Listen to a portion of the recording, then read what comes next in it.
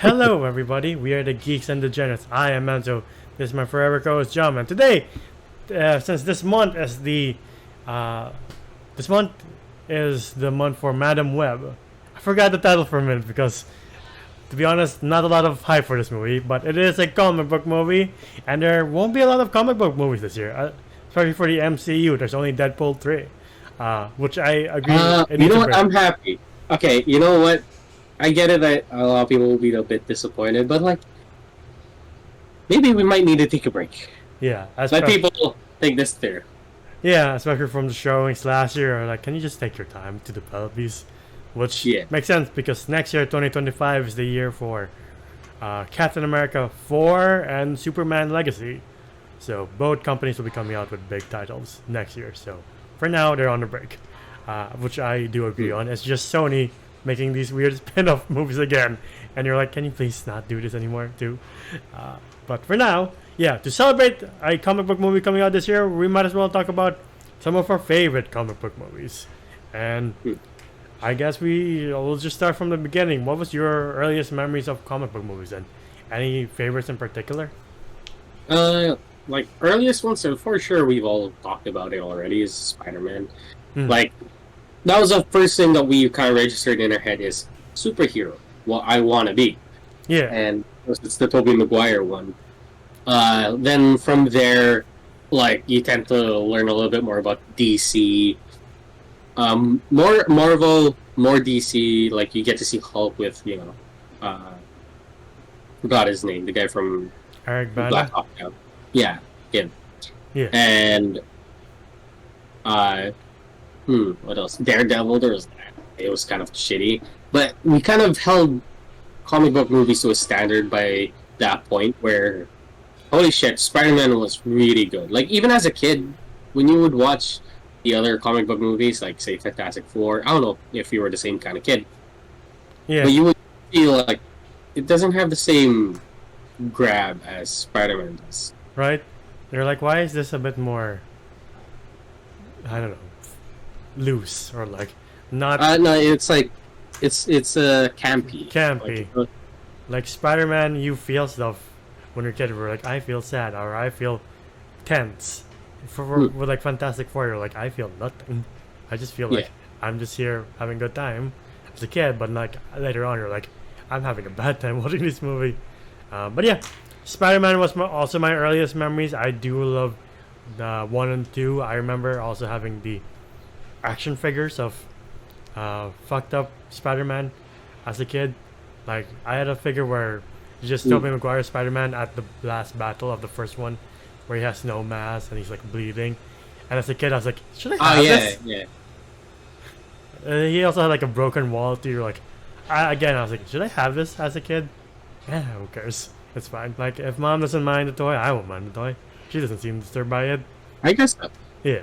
And like, of course, we had like X-Men 1 and 2 were like, oh cool, mutants. I like this superhero theme, and that was before the Avengers. Yeah, X-Men, since also because there's like an X-Men cartoon, I was like, oh cool, now it's live action, and now it's a movie, full time. And both entries we talked about them are pretty cool. Like, the things that really stuck to me was like more DC's area where, sure, I loved Marvel, but all the story that I really wanted, the one that kind of gave me the same feeling that Spider-Man did, was more in DC side, where there was Batman Begins, Dark Knight Rises, but then there were like Batman Beyond, Batman the Animated Series, Batman Master. These were all like, these were all gritty, kind of like, oh, here's the real responsibility of a hero. Yeah, like, this is what a hero actually has to go through, especially with Justice League. I love the Justice League.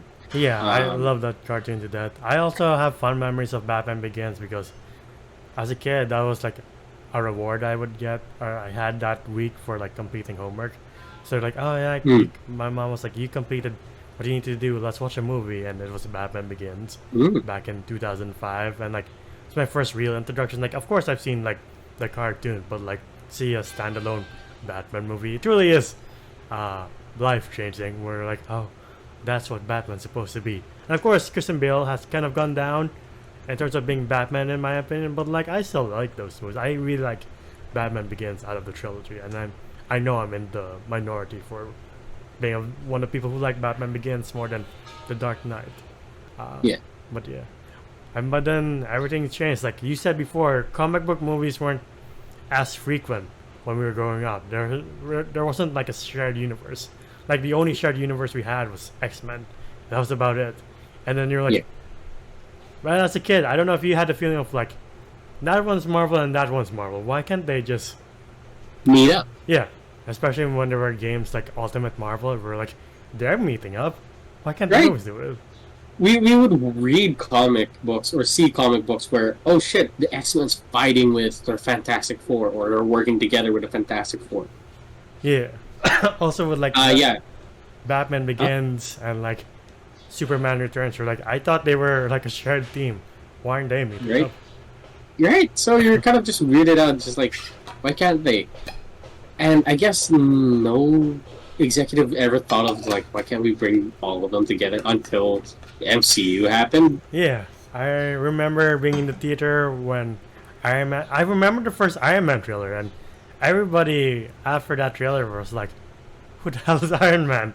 That's Iron Man, dude. When you see like first like images of Iron Man, you're like, that's not a superhero. A superhero wears spandex, right? And yeah, I mean, I knew of him because of Ultimate Marvel, but like, I was like, Iron Man has a movie? He's like my least favorite one in the game. Right? Like, we never put like we never like considered him as like the hero. Yeah. And then we saw this fucking dude just come in with like a full suit of armor and being all badass. Like, coming in with AC/DC in the background, and just like, yeah, that cemented in us as like, that is cool as shit. When you would see him in the older comics, where he was just like, yeah, you literally look like a thin man. That you look like you're wrapped in tinfoil, right? With slits in it. Yeah, I think it was the scene in the trailer where he hits a tank and he just walks away slowly. I was like, and it explodes. I was like, I need to watch this movie. And then you're just like, what was that? I came up. And then when we do it, it's a pretty sweet movie. And the thing I remember that got the most reactions in the theater, like, was the end when they're like, what the hell happened in your company? Who's fighting who? And he's like, I am Iron Man. Everyone in the theater is like, wait, what? A hero doesn't do that. They keep it a secret. And then the biggest, as equal big a pop was Samuel L. Jackson being like, I'm here to talk to you about the Avengers Initiative. And like, if you knew, you're like, what? What the fuck is happening? How is this even possible? Why was this never possible before? But if you did know, you're like, the what? Yeah. What is that? And then like, we're like, okay, fine, cool. We don't. It was like, to the kids who didn't know what the Avengers Initiative was, like me. Yeah. I was like, oh, okay. I guess it's just like a task force with him in it, you know. Right. And but then you go to Edward Norton's Hulk, and you get to the end credits of that, and you see like General Ross like drinking with Tony Stark, and you're like, that's the guy from the Iron Man movie. Yeah, you're like, how is he here? This never happened before. And yeah, right. And we're just like, wait a minute. Is this gonna happen? Right? But like before that, we had like other movies too. We're like, it's still a rough phase. Looking back, you're like, you're right. Though Iron Man came out the same year as The Dark Knight, and like I said before, like Christian Bale's like my least favorite Batman nowadays. Not his fault, of course, but like that's because, to be honest, later on in his movies, he is very much outshined by the villains, which is Heath Ledger's Joker, and you're like, I feel bad for this man. But I say that's like the whole thing of Batman, though, is that the villains do have their own spot in the universe where they're not just the villain of the week. They're not just like, oh, he's just a bad guy who wants to rule the world or has his own ideologies. No, sometimes you kind of get like, okay, we get the character of Batman, where he is the dark, brooding guy who has every plan, who has it planned all down to from A to Z. He's that guy. Yeah. And then you see the wild cards that try to break his rules. Yeah. That's what interests us. It's not the whole, like, it's not the, will he be able to defeat him? It's just that how is their dynamic gonna be? Which kind of gravitates us towards the villain a little bit more. Yeah, I remember watching the first trailer in the theater of The Dark Knight, and it begins with Heath Ledger being like, "I'm gonna make this pencil disappear," and I was like, I think it was the first time I was like, "The Joker is cool," and it ends with him going, "Hit me, hit me." You're like, "What the fuck is going to happen?" I don't think I saw it in theaters because my mom was like, "That's a bit too extreme for a superhero movie." Yeah, well, because it's about a terrorist. Yeah, like wreaking havoc in make believe Chicago. Yeah, like. I the one thing I always question is like when he first did the pencil thing. Yeah. How he did that thing eraser down. How did he fucking puncture the table eraser down? Yeah. I was like, man, you were terrifying, but it was so cool to watch. And like, I watched the movie. Admittedly, I watched the movie late in life. Like, I watched it the same year the Avengers came out, which we'll get to in a second, but like I was like, there's nothing that can be cooler than the Avengers. And then I see the Dark Knight, I was like, my life has changed. Dude, not gonna lie, like seeing the Dark, like I was also a little bit late to the Dark Knight because it did seem like an extreme movie that you were kind of scared to bring your kid to, and I was like 9 around the time. Yeah, I was 10. No, you weren't. No. I don't know what ways. One did you were like 12. You were like 12. Probably. Dude, you're 28. Or no, you're 29. Turning 29. Don't give me a heart attack right now. Okay. And I'm 25, so. Yeah, 12. So yeah, both our moms were like probably like that's too extreme. No. Yeah, it was like okay, I'm not gonna show my kids this yet. Yeah. You know, and I was a little bit late to it, and like I would always watch the robbery scene in like a Panasonic store. Right. Because they would always like display like this is how they showed the movie. Yeah. Well, because I get it, it's shot in IMAX and they're using like the most highest quality camera, and of course they want to show like how good their TV is because they could capture IMAX footage pretty well. And I'm just like standing there, just like, I wonder how this goes. Yeah, me too. As a kid, I was like, man, this is a very interesting robbery scene, and then here moves its mask like that's the Joker. What the hell? No, for me, I was like, why is that guy wearing a clown mask when he has clown makeup already underneath? Right? Never connecting him like these clowns are robbing a bank. Is this for like, I don't know, a movie I'm not ready to watch yet? And then Joker. I know it's Batman. I was like, oh, right. And you're like, that's maybe I should convince my mom to buy a TV like this so I can see this in full context. But yeah, I saw this in 2012. And it was literally, I think my favorite scene to this day is the interrogation scene where he's like, "Where's Harvey Dent?" And Joker's like, "I ain't telling you shit, boy. You have to kill me." He doesn't say it like to break that one rule. Yeah, and I love Christian Bale's acting when you can see just from his mouth. He's like, "I'm considering it. I'm very much considering busting your head." Yeah, and like, okay, not to discredit like Batman Begins because that was a good movie all on its own. It was like a good mixture of reality and comic book. Yeah, and it's one of those movies where it's perfectly paced. Like it literally is like an hour into the movie where like, oh, he finally dons on the bat suit. You're like, that's perfect timing. Well, but he had to train and all that too, which is a good process. While Dark Knight was a little bit more grittier, it's like there was politics I didn't understand first time watching it until like recently when I got a bit older. I was like, I legit like there was no fight scene yet, but I already like kind of sat up and at the edge of my seat. I'm like, how is this scene gonna go? You know, like just trying to see what the fucking politics is going on, and they're like the stakes are high because there are two heroes in Gotham City. It was Harvey Dent and Batman. But nobody really wants Batman because he doesn't play by the law, while Harvey Dent is the proper hero. It's the White Knight. He does it by the book. Yeah. Even though he does break the rules a little bit, he has a better image compared to a guy dressed up as a bat who goes around the city and beating up criminals. Yeah, which pays off well with that twist of like, Harvey Dent is Two-Face. Fuck, I forgot about that. Dude, you know how good that was? Is that around that time I was already watching Batman, so I already knew who the villains were, and I was like, I keep forgetting this guy's gonna be a bad guy. Yeah, like even though this literally is The Departed with Batman on Harvey Dent. Batman being like, I don't know, DiCaprio's character, and obviously Harvey Dent being Matt Damon's character. Yeah. Yeah, in a way. And you're like, I'm just watching a Scorsese movie for most of this movie. But just a weird guy in a bat suit being like, where's the bombs? You're like, oh, that's weird. Yeah, but it's so cool though. Like, you remember him like going into Hong Kong, and like he takes like this banker guy. Yeah. And he has like this Fulton system from fucking Metal Gear Solid 5. I'm like, oh. Yeah. Again, these movies have gone down for Batman, but like for me, they're literally timeless. I do love revisiting these movies. Yeah, it was great. Like, and then like how you would dispatch the cops, because again, Batman doesn't kill. Unlike the Ben Affleck one, where we kind of look past the parts where we see a dude like bleeding at the back of his head.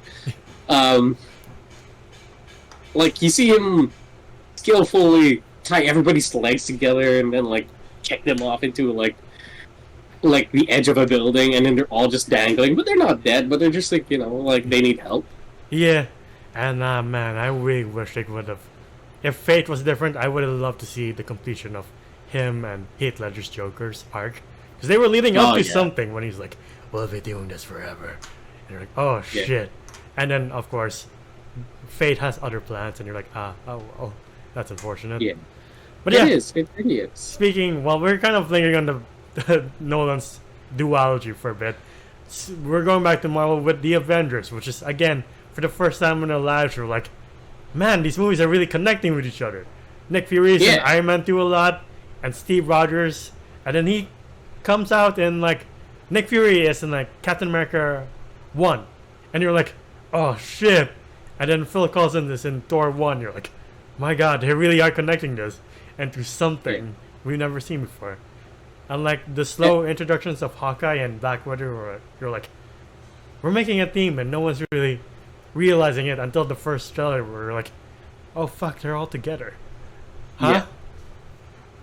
Yeah, like, and then I would say it doesn't age that well, but I remember the time when the Avengers finally came out, 2012. Yeah. Everybody was like, okay, we have to hit the cinemas right now. I remember going with my like neighborhood friends, just like we all banded together and like we saved up to buy tickets to watch Avengers in MOA. And it was just crazy. And we're like, how crazy is that?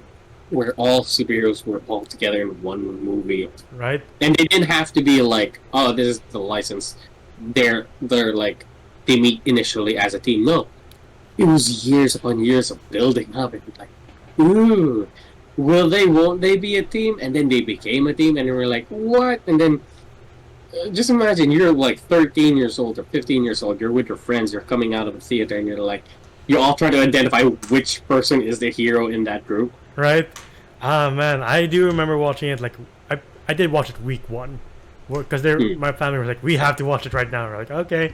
And like after this movie, obviously we all noticed that all of these stars became rock stars until Endgame. We were like, everyone loves Robert Downey Jr. as Iron Man, Chris Evans as Captain America, Chris Hemsworth as Thor, and like so on and so forth. Like, I just remember seeing the first trailers and being like, we have to watch this week 1. And of course, this is where Tom Hiddleston's Loki really shines. Like, I believe like this is the part where everybody became crazy for Tom Hiddleston.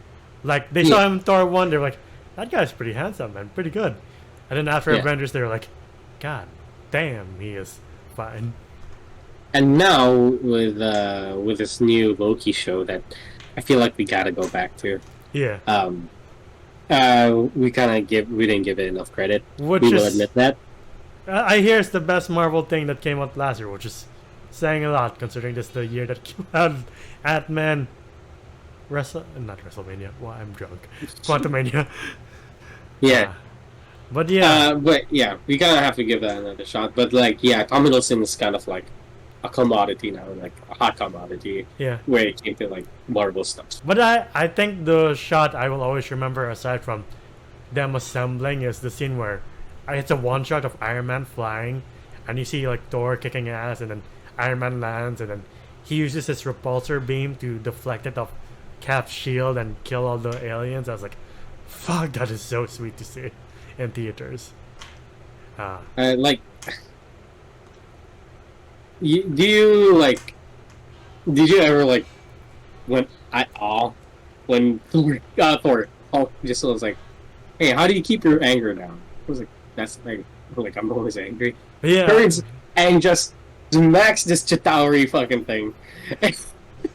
And it like, you know, it like crumples up like a broken car, just like all as a kid I was like, it's like, holy shit.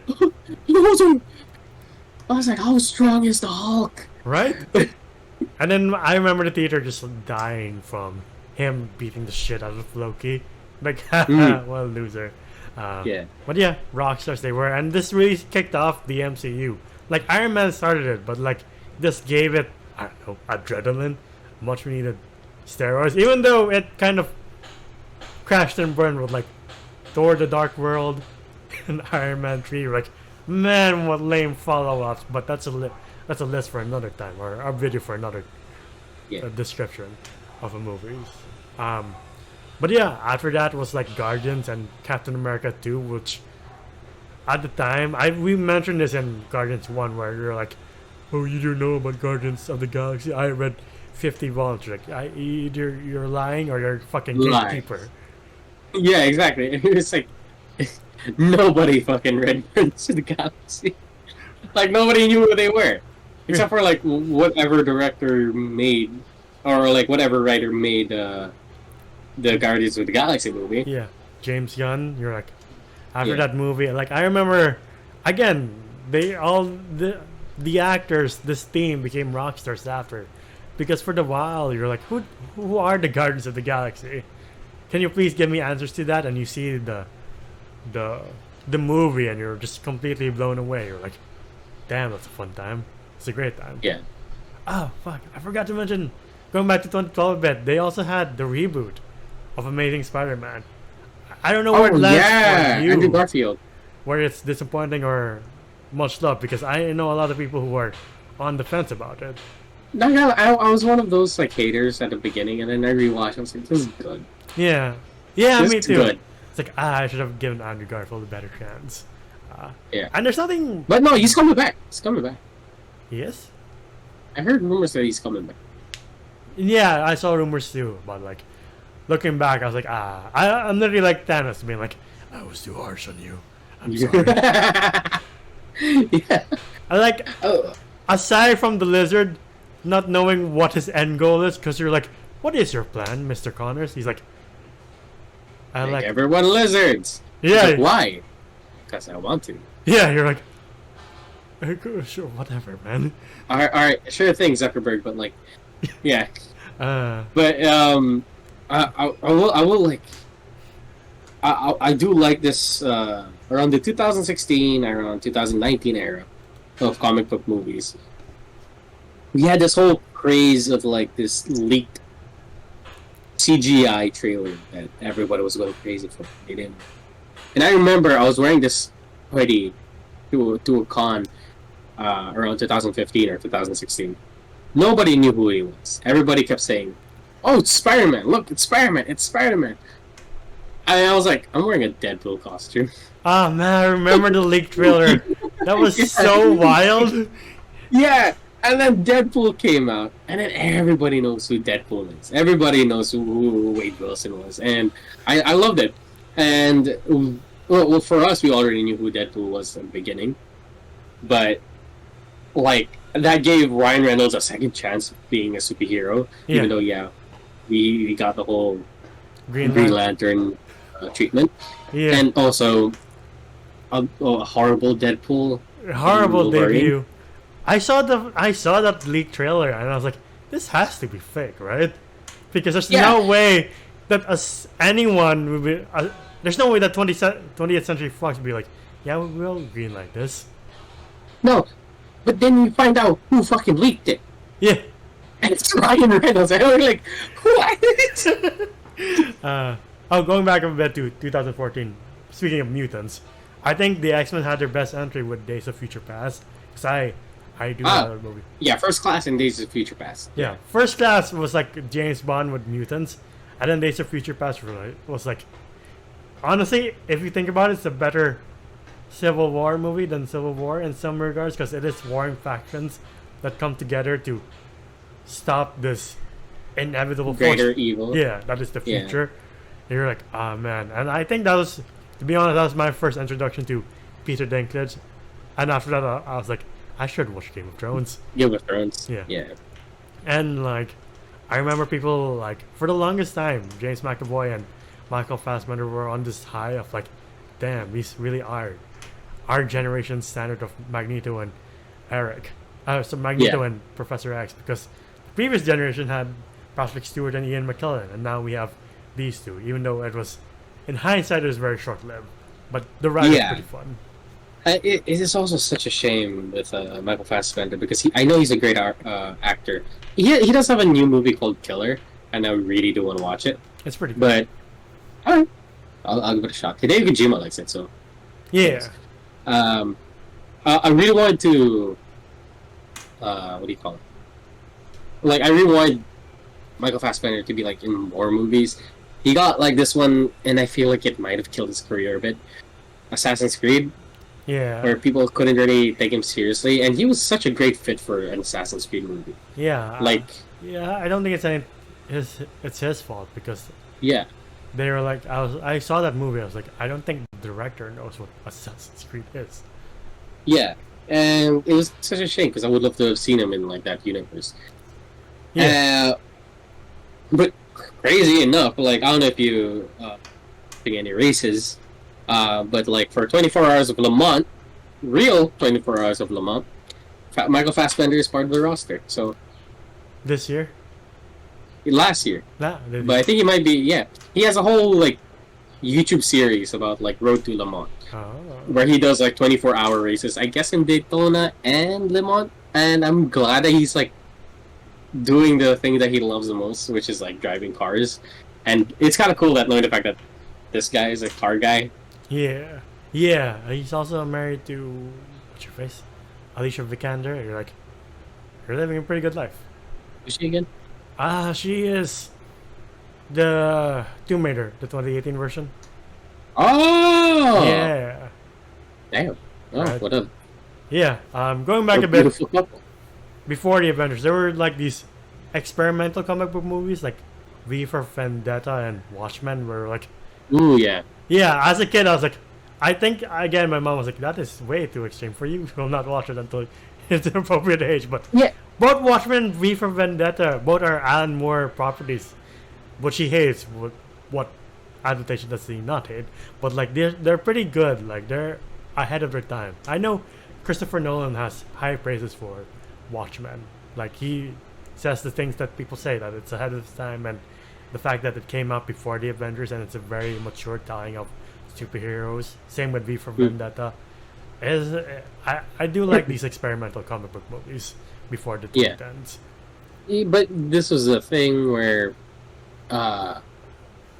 it's Warner Bros, right? Yeah.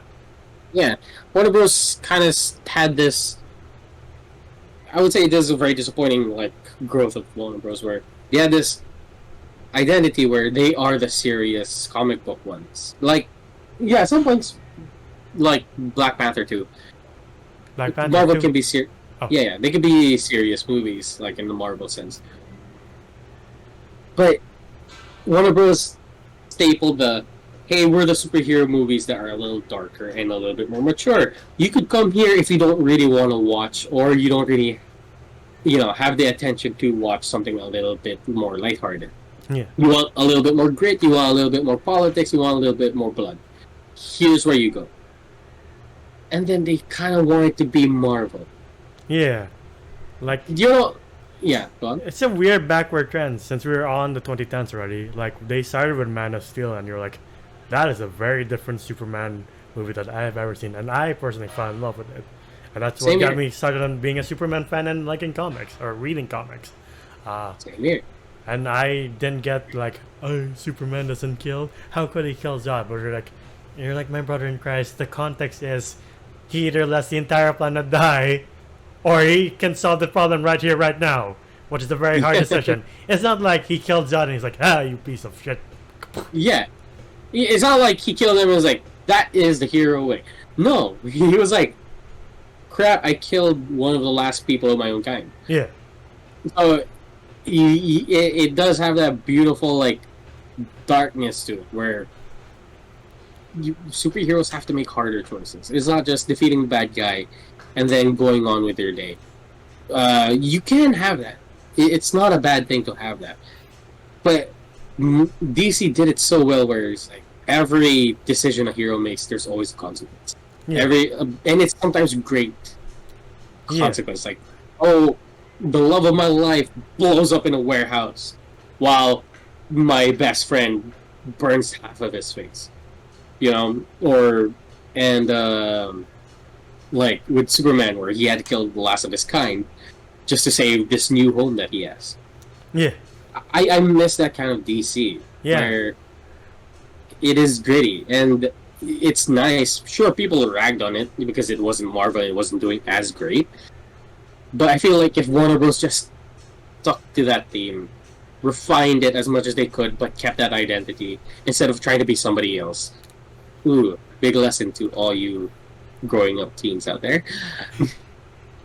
I feel like it would have blossomed into its own character. Yeah. Or like its own thing. Yeah, and they didn't. Sorry. Yeah, but before they became, like as you said, Marvel, they continued the trend with BVS, where I do like the heavy themes of like, is it really, if Superman really exists, would we really let him be Superman, or would we put restraints? And like, is it a good idea to idolize such a powerful being when human history has a horrible track record of following very charismatic people down a very dark path? And you're like, I never thought of it that way. Especially, and like with Batman, him being the unknown villain until it's spelled out for you, where you're like, Batman really is the villain of this movie. Everything he does is, you're like, I don't think you're a hero. I think you are the unknown antagonist. Like, yeah, there's Lex Luthor and Doomsday, but like, you are the third one, and you are the more effective one and efficient at killing. You're like, because he brands people, and you're like, what the fuck? What Batman is this? I would have loved it if Batman was able to brand Superman. Like, he has like the burn mark somewhere on his ass cheek or something, and it's like, yeah, he got me. But yeah, that movie, both those movies, I really do love, and like, there are a lot of detractors, but like, that time in DC, I was like, I fucking missed that. Same. But like, as DC was struggling for its identity, Marvel was on the roll. Like, we had like hits, like, we already set our praises for Captain America 2. It is like god tier good. Like, yeah. And to Marvel's detriment, I don't think it's ever beaten it at all. Yeah. Even with Endgame and Infinity War. Infinity War is close to it, in my opinion. But like, Winter Soldier is chef's kiss. Yes. But like, we got Doctor Strange, Civil War, Spider-Man, all the sequels, and you're like, man, this really is a golden age for Marvel. We had Ragnarok too. Dude, like, going back to it, Deadpool. We finally got something like that wasn't R-rated. We couldn't, and something that we didn't really take seriously all that much. But not gonna lie, Deadpool 2 did make me like, tear up. Yeah. Like, I don't know if I talked about this in our original Deadpool video war. Remember the last act where Deadpool's like, fuck, I forgot my guns. I guess you have to do this way. I saw an interview where they're like, that's because we blew the budget. Yeah, we blew the budget on marketing. Because the marketing campaign for Deadpool was excellent. Chef's kiss. Everybody got so excited for it. Yeah. And then when they got to the last act, they're like, we have no monies. Oh, well. Yeah. But yeah, I do love Deadpool 2 as well, which we'll do a video on it eventually. Yeah. But like, those two movies open the floodgates for like, oh shit, superheroes can be R-rated. We can do this now. We're good. All right, let's go. But like, again, Marvel had like a string of pretty good movies, like the new Spider-Man with Tom Holland. I do like that coming of age story. Ragnarok, I do like. Anything else you want to pick from that era, from like, I would say 2014 to 2019? I feel like we mentioned majority of like the good ones that we were looking forward to. Like Ragnarok was fun. Uh, what else? I can't really think of much because like that's when Marvel started to like dipping a bit. As soon as Endgame finished, um, yeah, after their we were kind of like waiting for that next big thing. yeah, after that Herculean task of making this all come together in Infinity War and Endgame, which I don't know what kind of magic Marvel used or Disney used to make it all work together, but I remember the hype for those movies and they were fucking crazy. It's man, it's crazy to think those were like 5 years ago. You're like, what? What do you mean? Dude, like, and speaking of coming together, I think it was also around the same time that like the Justice League was coming along, but sadly it was the Sweden one. Yeah, yeah. Again, that's a movie for another video for the worst. Yeah. Or like at least disappointing, or most disappointing. But like, yeah, around the same time of Endgame and Infinity War, there were whispers of a Snyder cut, and like, it was a fucking wild ride of like, will this thing ever exist?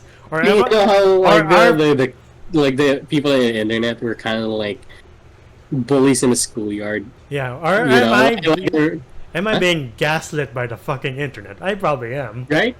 Right, and they're like, it's not real. It's not real. You're such a nerd that you have so much hopes. And then Zack Snyder said, yeah, there's an actual cut. Like, we fucking told you. I remember in 2020 at the height of lockdown, we were like, there's nothing coming out, there's no news, and then Zack Snyder's like, yeah, it's real. And you're like, what? What? And then it comes out, it's like 3 hours long. There's an intermission for it, for fuck's sake. Yeah. Like, it was such a big thing. And will I say, was it like better than the Sweden cut? Yes, it was. Yeah. I would say I might get flack for this, but for me it's better than Endgame. Because it's such an epic telling of superheroes. And it doesn't feel like a comic movie. It's like there's an epic tale that it feels like mythology come to life, which comic books are our modern mythology. Especially that scene when they fight Darkseid with the Atlanteans and Amazonians. You're like, Jesus Christ, this is too much. Gee, oh yeah. Like, nothing Endgame's bad.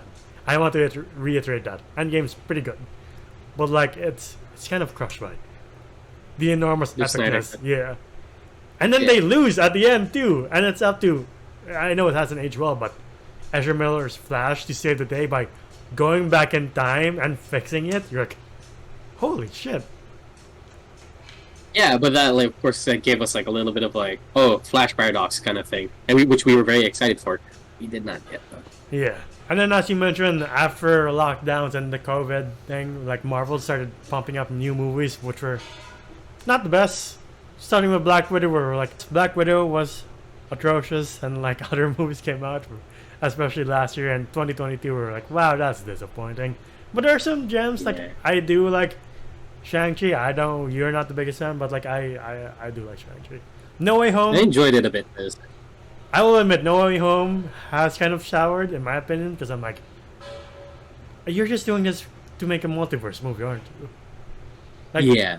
I know it came out at a time when we were like, oh, we're gonna watch movies again. But like now, I'm like, oh, there's literally no point to. Because it feels like Peter Parker's wanted, and then at some point it becomes a multiverse movie. You're like, what happened to the other story? I don't understand. Yeah. But to be honest, the best comic book movie to come out in the 2020s is, for me, in my opinion, The Batman. Because, oh my god. I almost forgot about that. Holy shit. And that was 3 hours. Yeah. And 0 intermission for that one. Yeah. Like, but we're kind of going back to the whole superheroes have their own universe thing. They're not really sharing anything. It's just theirs. Yeah, it's very experimental. Same with Joker. Forgot to mention Joker. Both that and Joker were like, this is a very different animal of comic book movies, and I do like it. If this is the direction they're going, I'm going to say, because my god, those two movies are fucking wild. Yeah, it's better than what we were getting at the time. Like after the Snyder Cut, it was just downhill from DC movies. But they had the Suicide Squad, and that's the last proof of that was brilliance. Yeah, like, man, Yeah. you were so fucking close. And it's like, it's that Krennic quote of like, we were this close to greatness. What happened? What the fuck happened? Um, And yeah, but yeah, Batman and Joker were great standalone movies, and I loved each one. And I do rewatch Batman from time to time. me too. It's on Netflix now. I'm like, should I rewatch It's on Netflix now. Yeah. Okay, I mean, okay. I'm really torn. Being like, do I really want to set a 3-hour movie? Yeah, sure, why not? Yeah, I do. Anyway, like someday in the way. I don't know if we're gonna get that. we talked about our history with this golden age of comic book movies. So, what are your hopes and dreams before we wrap this up for the next batch of comic book movies? Hi, I just realized while editing this that we forgot to talk about the Spider-Verse movies. Into the Spider-Verse and Across the Spider-Verse. And since we are talking about our favorite comic book movies, it would be a crime not to talk about this. Well, since Jomer's not here anymore, I think I will speak for both of us because we both love these movies. They are very, very excellent movies that push the boundaries of animation to, I wouldn't say the limit, but they push the boundaries of animation because the animation in those movies is so spectacular. It's so amazing, and the stories are always so captivating. From Into the Spider-Verse to Across the Spider-Verse, great story, great animation, great characters.